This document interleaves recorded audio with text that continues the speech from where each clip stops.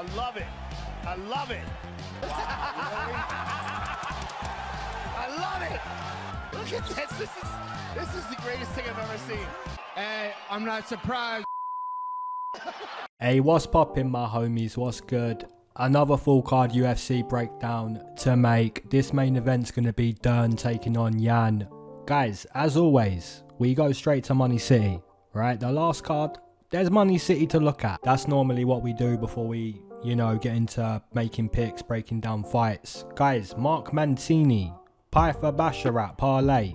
That's money. Guys, looking at Sean MMA, this guy don't miss. This guy does not miss. Over 1.5. Probably was going to get Lad and McCann goes the distance, But yeah, Sean MMA, that's money. This guy don't miss. Alright, looking at the comment from Evan. This brother took Gregory Rodriguez, Javid Basharat. And he even said, Gregory Rodriguez, man, they call him Robocop, but that's not Robocop. That's Violent Obama. Okay, some people might say that Gregory Rodriguez, the fight shouldn't continue. The guy's got a hole in his skull, right? But if you want to fight with a hole in your skull, go ahead. He did it. That's money. Alright, Garapolo said Sanhagen, Pytha. Hey, put the tick, because that's money. HD quality video said, Inshallah, Javid will submit in the second round. He didn't find the submission, but yeah, that's money. Let's go. Alright, Nick Summers said Agapova Robertson doesn't go the distance. Plus Lookboon me. Plus Trevin Giles. Plus Sandhagen. That equals money. That equals money. Ahmed said Basharat and Pytha, thank me later. Thank you very much. That's money. Thank you very much. Hey guys, Hickstar. This guy's been cashing bets. Really cashing bets. Gillian, Trevin, Damon. That's money. And the final MoneyCity comment's going to be Fleece Central. I've got Sandhagen inside the distance. Plus 260. That's money. Alright, the UFC is back. Let's go. Alright guys, first matchup on this card, we've got Jessica Penne taking on Tabatha Ricci. This is going to be grappler versus grappler, veteran versus prospect. Jessica Penne is the 39-year-old veteran. Tabatha Ricci, baby shark, 27 years old, just getting started in mixed martial arts. Now both of these women like to use their jiu-jitsu, so I would imagine at some point the fight's going to go to the mat. And I kind of think Tabatha Ricci could take this fight to the mat anytime she chooses. Now Tabatha Ricci did debut against Mano Fiorot, who's an absolute beast. Since that UFC debut though, her grappling, it's looked pretty good, right? Against Maria Oliveira, against Poliana Viana. Her grappling work, it appears to be her strong point, right? She's a jiu-jitsu player. Now on the flip side, Jessica Penne did get a nice upset win against Lupi Godinez in Lupi's UFC debut. Then Penne cashed again as an underdog when she was able to find success quite easily against Karolina Kowalkiewicz. Now guys, rewatching Penne's most recent fight against Emily Ducote, she got absolutely dusted by the calf kick. Her cardio didn't seem like too good, although the calf kick would have played a big part in slowing Jessica Penne down in that matchup. I kind of think this matchup's pretty tailor-made to baby shark Tabatha Ricci. Jessica Penne is 39 years old. I don't really see why Ricci shouldn't be able to out-grapple Penne, especially later in the fight. As this fight ticks on, I would kind of expect the older fighter to slow down and Tabatha Ricci to find more success. And that's kind of what I think is going to happen. So I'm going to side with Tabatha Ricci, submission or decision in this matchup. Alright, moving into a matchup between Aleksei Olenik taking on Ilir Latifi, another grappler versus grappler matchup.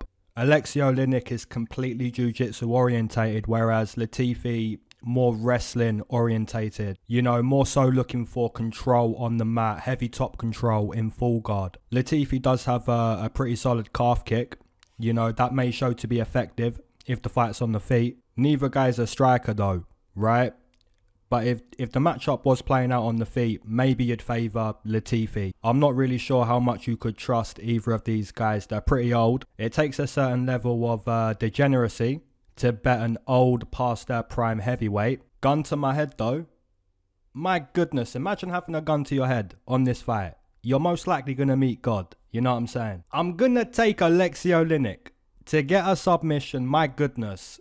I think the last time I picked Aleksei was like against Mark Hunt. But yeah guys, like I said, they're pretty old. the grapplers, I'm going to side with Aleksei. I'm not going to bet it. You know what I'm saying? No way I bet this one. No way I bet on this fight. I think you're a degenerate if you do bet this one. And, you know, a lot of people are going to bet this one. But my pick, I'm going to go Aleksei Olenik to, at some point, find a submission. But, like I said, you can't really trust these guys. Moving into a matchup between Maxim Grishin taking on Phillipe Lins. Now, guys, I'm not going to lie. This one's pretty difficult to predict. Both of these guys, they're not too good. Maybe that's a little bit harsh, though, seeing as Maxim Grishin and Phillipe Lins are both coming off nice wins. You know, Grishin was able to control and dictate the fight against an undersized William Knight. William Knight's got the big biceps, but he's not a heavyweight. He's like 5'9", and Maxim Grishin was expected to win that fight, and he did. Now, Phillipe Lins, on the flip side, he did show more heart than Marcin Prachnio in his last fight. Although I'm not sure how impressive that really is, considering, you know, Marcin Prachnio is a bit of a dosser, you know what I'm saying? How does a fight play out between Maxim Grishin and Phillipe Lins? Probably close. Right, probably closely. For me though, guys, I'm going to side with the Russian, Maxim Grishin. Maybe he can dictate the space, dictate the range a little bit better later in the fight. Or maybe push Phillipe against the fence, you know, to win close rounds. It's not really a strong prediction. I did take Maxim against William Knight. I did take Phillipe against Marcin. But yeah, difficult prediction to make. I slightly like the Russian a little bit more. So yeah, I'll side with Maxim Grishin. Moving into a matchup between Joaquim Silva taking on Jesse Ronson. Now guys, this is quite an interesting matchup, because when I go to UFC Fight Pass and I type in Silva versus Ricci Glenn and I rewatch that, Silva got completely dusted, you know what I'm saying, real quick. And instantly I'm saying to myself, like, ain't no way I'm betting Joaquim Silva. Now, the reason why this matchup's going to be an interesting matchup, Jesse Ronson, kinda untrustworthy, which is going to make for a good matchup. Jesse Ronson got completely outclassed by Rafa Garcia in his last matchup, but Rafa Garcia's like 28 years old, you know, not really found his ceiling yet in mixed martial arts, whereas Silva, 33 years old, probably on the decline, which kind of makes sense seeing as, you know, he got completely dusted inside 60 seconds against Ricci Glenn. Guys, from an entertainment standpoint, I think this is going to be a good fight. If you like entertainment, this is going to be a good fight. It's going to deliver. Now, guys, from a betting standpoint, I think this fight has a high potential to hand you a loss, right? Because it feels very unpredictable. I guess you'd say that Silva is the more proven mixed martial artist, but like I say, you get completely dusted in your last fight. It's a bit concerning. Having said all of that, guys, my main prediction would probably be fight doesn't go the distance. Gun to my head, I'm going to side with Jesse Ronson, but that's a risky bet. You know, don't make that bet. I think the main bet would be violence. You know, fight doesn't go the distance, and that probably smacks. Moving into a matchup between Julija Stoliarenko taking on Chelsea Chandler. Guys, Julija Stoliarenko was arguably one loss away from being cut from the UFC. However, she didn't lose that fight. What she done to Jessica Rose Clark, in all fairness, it was pretty nice. It was pretty good. You know, super quick. Hit her with the armbar. And that's exactly what Stoliarenko's good at. You know, she's good at snapping your arm. Snap City. Now, guys, Chelsea Chandler doesn't seem like a bad addition to the highest level, right? But debuting against Stoliarenko, maybe at the wrong time. You know, momentum is pretty big in fighting, and I kind of think Stoliarenko is probably full of confidence after that good win against Jessica Rose Clark. I think if you're Chelsea Chandler, the best chance at winning this matchup is probably to avoid the mat. You know, if you avoid the mat, you're going to avoid the jiu-jitsu, you're going to avoid the armbar. But like I said, I think Julija is probably full of confidence. You know, who wouldn't be? The way she snapped up Jessica Rose Clark, real beautiful, really nice. My prediction with this matchup, guys, I'm going to side with Jiu-Jitsu. I think if Stoliarenko can get Chelsea Chandler to the mat, she's probably going to snap her arm. Moving into a matchup between Brendan Allen taking on Krzysztof Jotko. Quite a good matchup. Now, Brendan Allen is a black belt in Jiu-Jitsu. Sometimes he's not able to use the black belt, right? Kinda likes to stand a little bit and strike at times, which should be okay against Krzysztof Jotko. As for Jotko, I've never really been a fan of this guy. You know, he does win matchups, but rarely gets a stoppage. You know, so maybe look at the decision prop if you like Krzysztof. And correct me if I'm wrong, guys. Krzysztof Jotko is a high-level rank in jiu-jitsu. Brown belt, black belt. So if this matchup goes to the mat, which I think it probably will at some point, it should be interesting to watch the sweeps, the scrambles, the grappling of both of these guys is pretty good. For me though, like I said, guys, I'm not really much of a fan of Krzysztof Jotko. I'm going to side with all-in Brendan Allen. You know, I think the judges are going to like Brendan Allen a little bit more. I think he's going to be more significant in this matchup. Like I said, Krzysztof Jotko, you know, wins fights. He wins fights, but there's never a stoppage. And I think Brendan Allen's got good jiu-jitsu. I think he's going to be more liked by the judges, you know, more significant on the scorecard. So for me, I'm going to side with all-in Brendan Allen to win this matchup. Moving into a matchup between Randy Costa taking on Guido Cannetti. Now guys, let's be brutally honest with this breakdown. If Randy Costa doesn't win this fight, you should probably get cut. And that's no disrespect to Guido Cannetti. You know what I'm saying? He's coming off a nice win against Chris Martino. But Chris Martino's like the king of CTE City. You know what I'm saying? Randy Costa lost to Kelly in his last fight, but Kelly was able to push a nice pace, you know, was able to grapple, kind of wear Randy Costa down, whereas Guido Cannetti shouldn't be able to do any of that, especially not at, 42 years old. The only way that Guido Cannetti should really win this matchup, it should be a round one stoppage. If that doesn't happen, like I said, you should really expect Randy Costa to win this matchup to be fully in control against a 42-year-old bantamweight. My prediction, guys, without a doubt, I'm definitely siding with Randy Costa. Probably a TKO stoppage mid-fight. That's got to be my pick. Let's go the Zohan, Randy Costa. Complete dust duration, let's go. If you waited to smoke with me, amen. If you've been smoking this whole time, double amen. If you're not a smoker but you enjoy the smoke breaks, that's a triple amen, gang. Let's go. Now guys, I'm not actually smoking on this smoke break. I am on a weed tolerance break, a smoking tolerance break. And for me, guys, like, I'm 4 days past not smoking, right? 4 days. And that's a very long time for me. I know some people might laugh at that, you know, but for me, that's a very long time. But yeah, like I said, I'm on a tolerance break, you know, could last a week, a fortnight, a month. And to be honest, guys, like, I have a newfound respect for anyone that's been addicted to hard drugs and you've got past that. Now, obviously, guys, weed is not a hard drug. You know, it's not hard to go cold turkey with marijuana. It is difficult, but it's, you know, it's not a hard drug. But yeah, anyone listening to this this video, this smoke break, even though there's no smoking, but I've still got to do the ritual, right? Anyone listening to this, like, if you've suffered with addiction and you got past that, bro, massive respect. You know what I'm saying? Massive respect. And I'm kind of stupid in the sense, like, my personality type is an addictive personality type. So that means if you show me something that's cool, right, and I like it, it's gonna become my new favorite thing. But yeah, just to give you like an example of how I can become addicted to things. There was one night where I was working a night shift, and anyone that works a night shift, you know how it is. You know, you're trying to pass the night. So one night I'm going through the channels and I see that UFC's on. I'm like, what's this? UFC. Ever since then, guys, I have not missed a fight. I haven't missed a card. I'm addicted to UFC. And guys, I remember the fight I was watching on that night shift. Charlie Oliveira, Will Brooks. And Charlie Oliveira climbed his back, took the neck. And I was like, wow, who's this guy? Who's Charlie Oliveira? And ever since that night shift, you know what I'm saying? I'm addicted to UFC. I'm addicted. And it's the same as marijuana.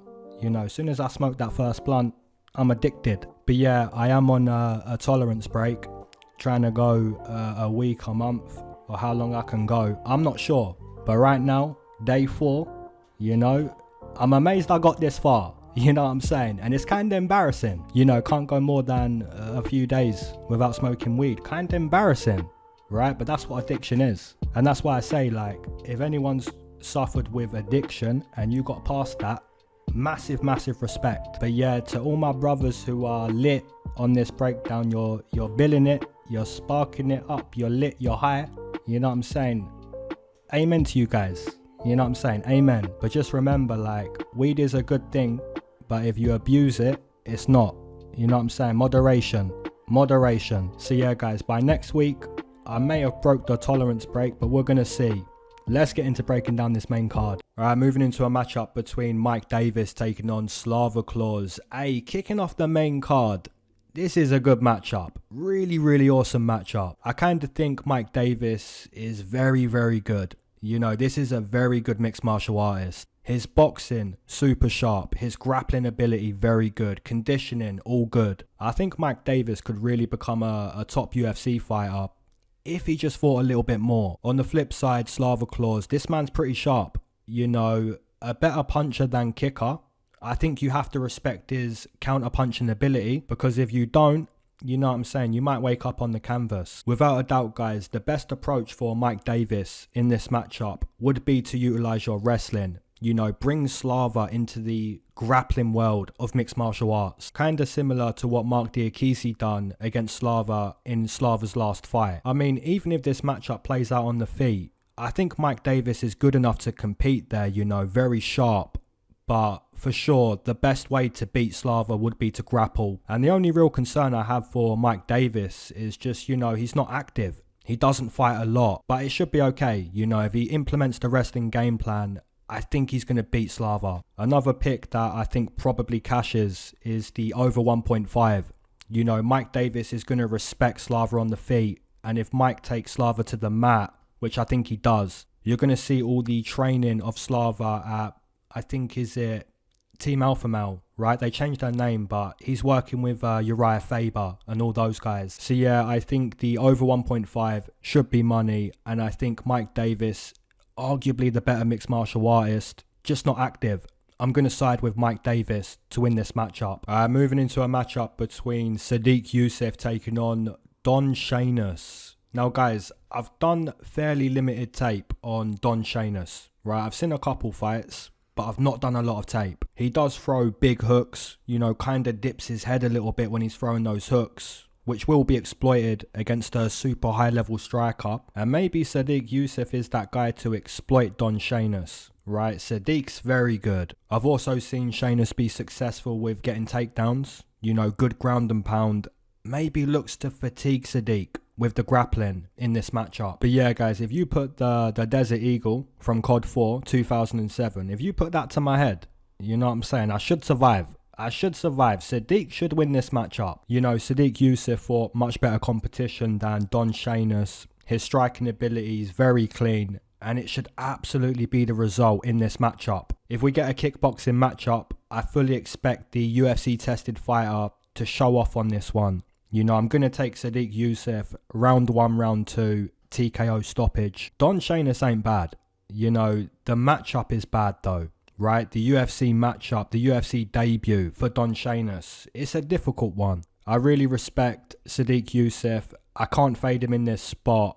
Obviously against my boy, Arnold Allen, you know, I could fade Sodiq because it was okay to fade him there. But in this matchup though, I don't think you should fade Sodiq. He should prove to be the better fighter. I think he does. I think he TKOs Don round 1, round 2. That's my pick. Moving into a matchup between Raoni Barcelos taking on Trevin Jones. Man, this is very, very good matchmaking. Very good. But despite the good matchmaking, I am still quite confident with my prediction. Guys, Trevin Jones, this guy's got big power. Real big power. He's also a well-established jiu-jitsu player. I kind of think Raoni Barcelos is going to outclass Trevin Jones in this matchup. Now guys, Raoni Barcelos has lost 2 fights in a row. But when you go back and look at how he lost, you kind of ask yourself, can Trevin Jones do the same thing? And for me, I'm going to say no. You look at the matchup between Team of Ilir and Raoni Barcelos, right? Team are kind of skated on the outside.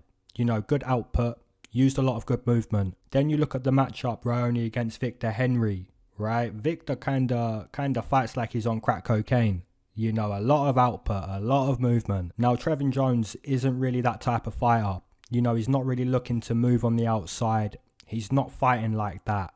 For me, I think Trevin Jones is more about landing big power. And obviously, there is a chance that Trevin could land that big power, considering Raoni doesn't really move his head too much. But I do believe there's levels to the game, and I'd be very impressed if Trevin could prove me wrong, if he could win this matchup. I did fade Trevin Jones against Javid Basharat.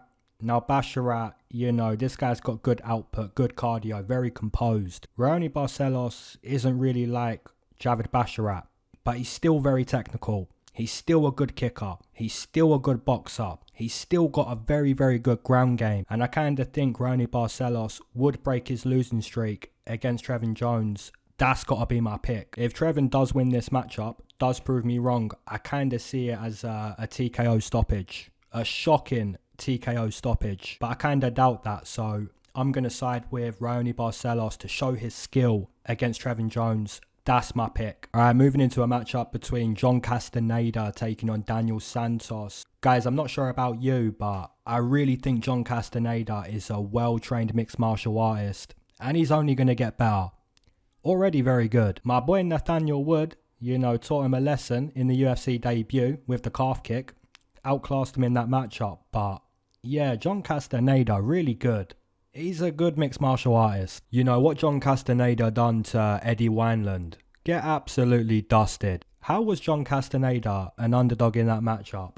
Unbelievable. Now guys, I did go against John Castaneda in his last matchup against Miles Johns. I kinda expected Miles to, you know, show his wrestling in that matchup. But man, again, I learned that John Castaneda, a very well-trained mixed martial artist. Now speaking about Daniel Santos, I kind of think this guy's way too reckless. You know, swinging big bombs, super telegraphed. It's kind of like he's trying to use more aggression, more power, rather than being calm, composed, technical. I believe there's a big skill difference in this matchup. Castaneda being the more skilled, technically better, and more composed. Now guys, Daniel Santos will try to bully Castaneda. But like Leon Edwards' coach said, hey, don't let him bully you, son. Don't let him bully ya. Hey, let's go. John Castaneda, let's go. I think Castaneda's going to prove to be the better mixed martial artist, whether it's wrestling or boxing.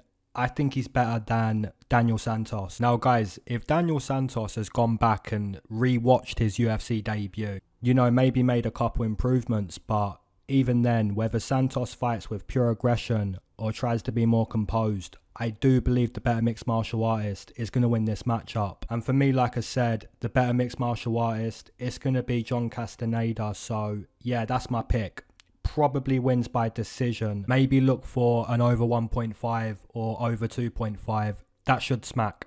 But yeah, my pick, Sexy Mexi, John Castaneda, let's go. Alright, moving into the co-main event between Randy Brown taking on Francisco Trinaldo. Guys, can we just appreciate how good Trinaldo is for a 44-year-old? You know, still making his way to the octagon. Not only making his way to the octagon, but still competing in the octagon. You know, this guy doesn't get dusted. This guy's a nasty, experienced Brazilian, and he can still hang with the best. At 44. Now, Randy Brown on the flip side, I'm a big fan of this guy. Big fan. I do believe he's got potential to maybe fight for a title at some point, but in that case, you would have to get past a 44-year-old in the co-main event. I also believe that Randy Brown is undefeated in co-main event spots, so maybe if you're like a superstitious bettor, right, maybe you're looking at that and maybe you want to place a bet. But yeah, Randy Brown, you know, quality boxing. And it's difficult to fight against purely because he's so big, you know, so tall, so long.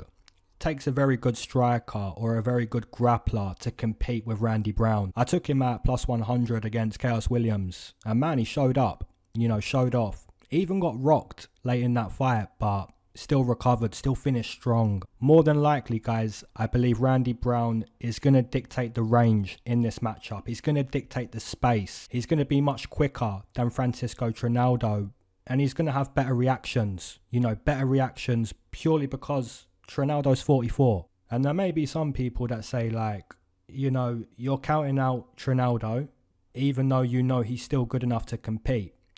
That's the weird thing, you know, he's good enough to compete. But I don't really want to be laying money on Francisco. It really is unbelievable that Francisco Trinaldo can still compete at this level. There's no way I'm going to side with Trinaldo over Randy though. Every dog has their time. And although Ronaldo is still competing in this time, it's not his time, right? It's Randy's time. So for me, guys, I'm going to side with rude boy Randy Brown to just outclass Francisco, to be quicker, better movement. And he should smack in this co-main event spot. That's my pick. All right, moving into the main event between Mackenzie Dern taking on Xiaonan. Big fan of both of these girls. Now, guys, usually when it's a main event between two women, I'm not too excited. But this time, you know, it's a really good main event. This is a good main event. Now, Mackenzie Dern, as we know, a brilliant jiu-jitsu player. Super high-level ground game. There's no way that Yan can compete on the mat. No way. On the flip side, I do believe we have to acknowledge that Yan is a much better striker than Mackenzie Dern. In my opinion, I don't think Mackenzie's going to be able to compete in the kickboxing the same way Yan won't be able to compete with the grappling. You know, maybe you'd say Mackenzie Dern has a better chance on the feet than Yan has on the mat, which I would agree, but still, Yan is going to be the better kickboxer. Yan is a Sanda practitioner, which is Chinese kickboxing, right? She did get completely dusted by Carla Esparza. Carla was able to, you know, get the takedown, fight her fight. And it was big ground and pound. Really nasty. Now, guys, here's the thing. Mackenzie Dern isn't really going to posture up and rain down with big ground and pound the way Carla did. She's purely looking for a submission. And she'll take any submission that's available. You know, rear naked, armbar, heel hook. It doesn't matter. Whatever submission is available, Mackenzie Dern will take that. Now, guys, we also have to acknowledge Mackenzie Dern is not a high-level wrestler, right? Her jiu-jitsu, very good, but can she get Yan to the mat? You know, the jiu-jitsu is not going to count for much if she can't get a takedown. So yeah, guys, I do believe this main event is a good main event. It means a lot for both of these fighters. Gun to my head, the FAMAS from Modern Warfare 2 with the red dot. If you put that to my head, I'm going to side with Xiaonan to avoid the takedown, avoid the mat, avoid the jiu-jitsu, and just look to beat Mackenzie Dern with the striking. Look to beat her with your sander. So yeah, that's going to be my prediction in a very good main event. A main event that's, you know, very difficult to predict. And we know it's a difficult one because Mackenzie's not going to, you know, look too good striking with Yan. And Yan's not going to look too good on the mat with Mackenzie. It's a great main event. Alright, be sure to drop down your main event, your co-main event, your underdogs, your parlays, all of that good stuff. Your MoneyCity plays, drop all of that. As always, keep your eyes to the sky and never glued to your shoes. Mac Miller. Alright, peace.